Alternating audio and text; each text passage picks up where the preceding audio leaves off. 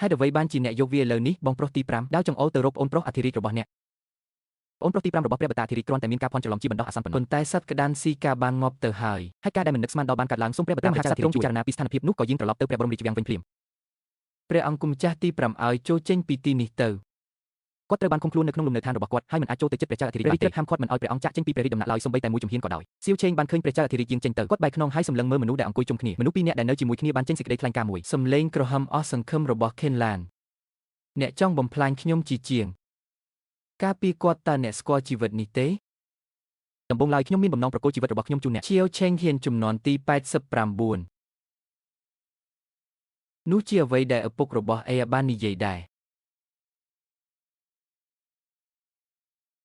អំណាចយោធារបស់ព្រះអង្គម្ចាស់ទី5ត្រូវបានដកហូតរួចហើយ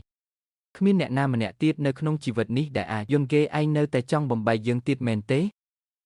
តើអ្នកចាំជីវិតដំបូងរបស់អ្នកទេអ្នកក៏ធ្លាប់ដូចនេះដែរឲ្យថ្នាំមកខ្ញុំរួចប្រាប់ខ្ញុំផងគាត់នឹងលះបង់រាជបល្ល័ង្កក៏សម្រាប់ខ្ញុំនោះជាជីវិតដំបូងរបស់ខ្ញុំជីវិតនេះជារបស់ខ្ញុំអ្នកអាចធ្វើបានល្អជាងនេះប៉ុន្តែអ្នកនៅតែអាចធ្វើបានពួកគេបានបង្កើតឆ្មាំលាក់ខ្លួននៅក្នុងទីធ្លាបបាញ់បើខ្ញុំមិនបានចាក់អ្នកពេលនោះទេព្រួញលាក់មួយនឹងត្រូវបាញ់ទៅឈៀវឆេងពួកគេក៏នឹងបាញ់មកលើឡានរបស់ខ្ញុំដែរកូនប្រុសគ្មានជំរឿអ្វីក្រៅពីសម្លាប់គាត់ឡើយគូនឹងមិនរស់ទេអ្នកទាំងអស់គ្នានិយាយថាគាត់បានទៅហើយឈៀវឆេងឈួនត្រូវបានជ្រើសរើសសម្រាប់អំណាច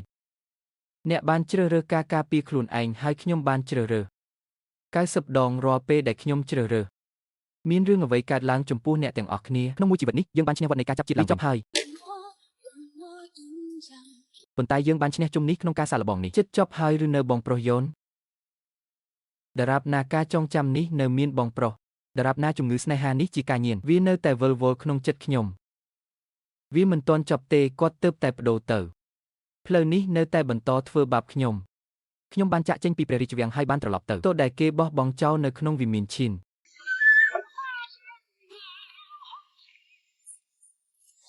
បំណែកដែលបានប្រែទៅជាម្សៅត្រូវបានដាក់តាំងបង្ហាញគូស្នេហ៍ដែលបាត់បង់ស្នេហានៅទីបញ្ចប់ខ្ញុំអ្នកដែលរត់គេចខ្លួនបានមកដល់ហើយចូលយើងទៅវាមិនអីទេក្នុងការបើកបរទៅគ្រប់ទីកន្លែងក្នុងទីក្រុងប៉េកាំងបងប្រុសទី5ឯងហ៊ានរត់គេចខ្លួនម្លេះរាជធានីបានមកដល់ហើយទាន់ពេលសម្រាប់លើកចុងក្រោយនេះ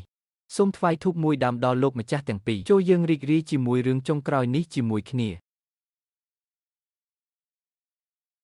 សូមថ្វាយធូបមួយដើមដល់លោកម្ចាស់ទាំងពីរតើអ្នកនឹងធ្វើអ្វីបន្ទាប់ដើម្បីកោតសរសើរ Chenlan ទឹកថ្នាំនេះមិនបង្កឲ្យមានការចង់បានទេ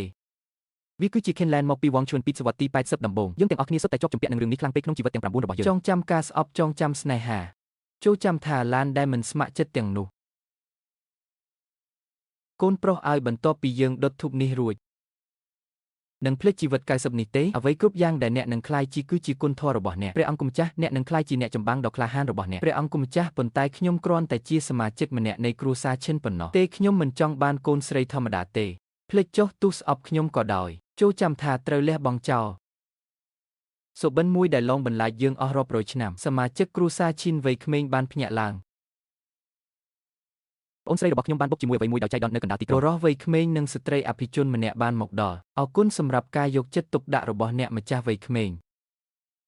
ឧត្តមសេនីយ៍ជិះសេះខ្ពស់មួយក្រោយពីសង្កេតឃើញពួកគេទាំងពីរនាក់វាផ្អាកមួយសន្ទុះហើយបន្ទាប់មកដោយចៃដន្យជិះសេះរបស់គាត់ដោយទឹកមុខទេខ្យល់បានបក់បោកហើយយកខ្យល់ទៅឆ្ងាយ